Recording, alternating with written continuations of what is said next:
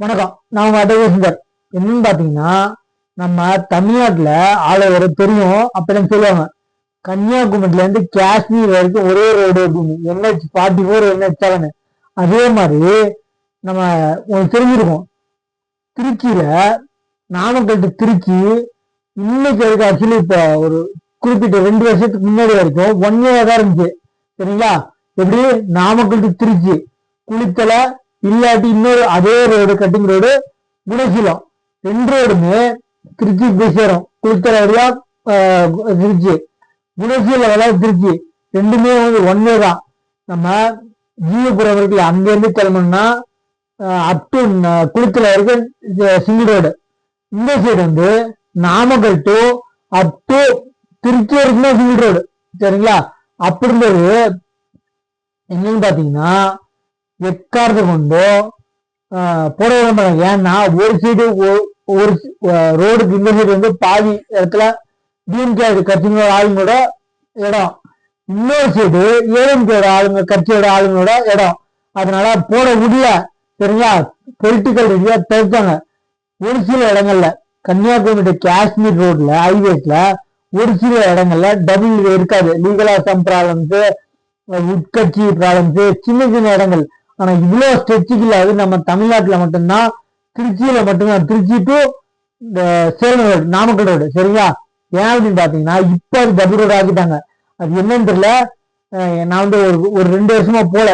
நான் இருக்கிறது கர்நாடக மாநிலத்துல இருந்து இருக்கிறது. சரிங்களா? பிறந்து வளர்ந்து படிச்சது எல்லாமே தமிழ்நாட்டுல. நான் செட்டிலா இருக்கிறது வந்து கர்நாடக மாநிலம். அதனால வந்து நான் ஒரு 2 வருஷமா போல. ஆக்சிடென்ட் ஆகி கொஞ்சம் மெடிக்கல் ரீசன் இருந்ததுனால போல. அந்த டைட்டில் இப்போ ஒரு ரீசெண்டா ஒரு 4 மாசம் முன்னாடி போகும்போது டபுள் எனக்கே ஆச்சரியம்.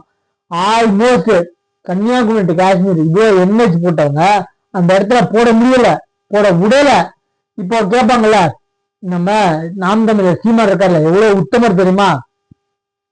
இவரே வந்து வழக்கறிஞர் டீம் வச்சுட்டு ஆடு மாடுங்க மேய்ச்சா வனவிலங்க இது காடு அழிஞ்சிரும் அப்படின்னு சொல்லி, கனிம வளம் அழிஞ்சிரும், மாடு மேய்க்கிறதுக்கு அவங்க பொதுவான இடங்கள் வச்சுக்கோங்க, காட்டு பகுதி அனுபவிக்காதீங்க ஸ்டே வாங்கினது, ஆர்டர் வாங்கின ஸ்டே இல்ல, ஆர்டர் வாங்கினது அனுமதிக்க கூடாது அப்படின்னு சொல்லி ஸ்டே ஆர்டர் வாங்கினது யாருன்னா நம்ம நாம் தமிழர் சீமானு.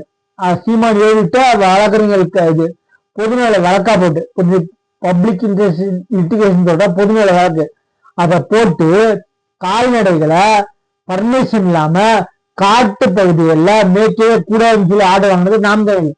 திருப்பி அவரு நல்லா பாத்துக்கோங்க, ஆர்டர் வாங்கினது அவரு. ஆடு மாடுகளை மேய்க்கிறதுக்கு இல்லாம ஆடு மாடு இடமே அணைஞ்சுன்னு சொல்லி போராடுறது அவர் தான்.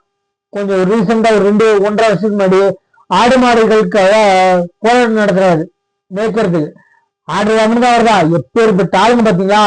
பிள்ளைங்க விட்டுருவாங்க, தொட்டில் ஆடுறவங்க தான், நம்பாதீங்க. என்ன அதே மாதிரிதான் இப்போ பாருங்க, எல்லாருமே டிவிக்கு எந்த தொண்டரா இருக்கும், விஜயோட ஃபேன்ஸா இருக்கும், தளபதியோட ஃபேன்ஸா இருக்கும். இப்போ வந்து சீமான் கத்துறாருல, அப்பெல்லாம் வந்து விஜய் விஜய் விஜய்னாங்க. இப்போ வந்து ஜோசப் விஜய் எங்க இருந்து வந்தாரு? அப்போ உன் ஆதார் கார்டுல சீமான் மட்டும் இருக்கா, இன்ஜியல் இருக்கா? உனக்கு கூட ரொம்ப நெருக்கமானவங்க கூட இன்ஜியல் தெரியாது, சரியா? அப்ப ஏன் நீ இன்ஜியலோட சொல்ல? நான் கேக்குறேன், உன் இன்ஜியலோட ஏன் சொல்ல? ஆதார் கார்டுல உன் டாக்குமெண்ட்ஸ்ல ஏன் இன்ஜியல் போட்டு சுத்துற? புரியுதா? ஜோசப் விஜய் இப்ப ஆட்சிக்கு வந்ததுக்கு அப்புறம் சொல்றாங்க, நடிக்க வந்து விஜய் சொல்லல, விஜய் மட்டும்தான் சொன்னாங்க. அப்போ ஒரு எப்பதான் ஜாதியும் இந்த மகரிஜாவும் அடிக்கிறது நிப்பாட்டுங்க. இதே பொழப்பா வச்சிருங்க. ஏடிஎம்கே டிஎம்கே நாம் எல்லாம் உள்ளே ஒரே குட்டை விழுந்த மட்டங்க. என்ன நான் ஒண்ணு புரிஞ்சுக்குவேன், உள்ளே கிளிட்டு வந்தான், தொட்டில் ஆடுறதே வந்தான், ஆர்டர் வாங்குறதே வந்தான். என்ன கனிம வளங்கள் அழிஞ்சிரும், மாடு மேய்க்கிற கூடாது அப்படின்னு சொல்லி, என்ன யாருமே மாடு மேய்க்க கூடாது. இவங்க வழக்கறிஞர் டீம் அனுப்பிச்சு நல்லா பார்த்துக்கோங்க. அவரே வச்சு அந்த போராட்டம் நடத்தும் போது அந்த வழக்கறிஞர் யாரு ஆர்டர் வாங்கினாரோ அவரே பின்னாடி நிக்க வச்சு துள்றாரு. மாடு மேய்க்கிறதுனா மாடு இடமே வாங்கிடும், ஆடு இடமே வாங்கிடும். ஆர்டர் வாங்குறது இவன் தான். என்ன நல்லா புரிஞ்சுக்கோங்க. பொதுமக்கள் யார் யாரு, இந்த ஒரு பொண்ணு கேரளா வந்து ஒரு வீடியோ போடுது, அதை டேக் பண்றேன் பாருங்க. அது எனக்கு பேர் தெரியல. அந்த பொண்ணை கேவலமா திட்டுறாங்க. யாரு? நாம் தமிழர் கட்சி டிஎம்கே திட்டுவானுங்க. ஏன்னா அவங்களுக்கு ஜாதி கலவரத்தையும் மத கலவரத்தையும் தூண்டுறதுதான் பழக்கம். அந்த பொண்ணு நீ கேரளால இருக்க அப்படின்னு பச்சை பேசி உனக்கு என்ன வேணும்னு சொல்றாங்க. பேசுற உண்மை அந்த பொண்ணு, சரிங்களா? கேவலத்தமா பேசாதீங்க. அந்த பொண்ணு நான் பேசுறத பார்த்திருக்கேன், நிறைய வீடியோஸ் பார்த்திருக்கேன். அவ்வளவு கிளியரா வந்து இவங்க டிவிக்கோட விஜயோட தொன்றான் என்ன, அதுக்கப்புறம் ஃபேன்ஸ், ஃபர்ஸ்ட் ஃபேனு, அப்புறம் தொன்று. அவங்க நல்லது பண்றது மட்டுமே எடுத்து காமிக்கிறதுனால அவங்க அந்த கட்சியை சேர்ந்து வச்சுக்கோங்க. அதனால கட்சி ரீதியா மோதுங்க தவிர பர்சனல் ரீதியா மோதீங்க. துப்புக்கிட்டவனுங்களா இந்த மார்க்கெண்ட் கைது பண்ணாங்கல்ல எம்எல்ஏ, அவங்க பையன் சொல்றான் வெளிப்படையா, என்ன நான் எங்க அப்பாவோட இருக்கேன் உங்க புள்ள கூட இருக்கான்னு கேக்குறான்னு அறிக்கிட்ட அவனுக்கு டிஃபர்மேஷன் ஷூட் போடலாம். யாரு பரிதாபங்கள் டீமை வச்சு டீம் மேல அவங்க வந்து இமிடேட் பண்ணாங்க அவங்க பேச மாதிரி. அதனாலதான் அவன் தமிழ்நாட்டுல இருந்து தமிழ் பேசல, பிரெயின் முதுகு தண்டவாளம் என்ன பேசினா பொதுஜன் எங்களுக்கு தமிழ்ல பேசினா தெரிஞ்சிடும், இங்கிலீஷ்ல பேசினா கண்டுக்க மாட்டாங்க, ஏதோ கத்திட்டு போறான்னு விட்டுருவாங்க. அதனாலதான் அவன் பேசினது நல்லா புரிஞ்சுக்கோங்க. அவன் மார்க்கண்டேயன் பையன் நான் எங்க அப்பாவோட இருக்கேன் உங்க பையன் உங்களோட இருக்கான்னு கேட்கறதே தப்பு. பர்சனல் விஷயம் பேசணும். அவன் தான் ஃபர்ஸ்ட் குண்டாஸ் போகணும், அப்புறம் கைது பண்ணிருக்கூடாது.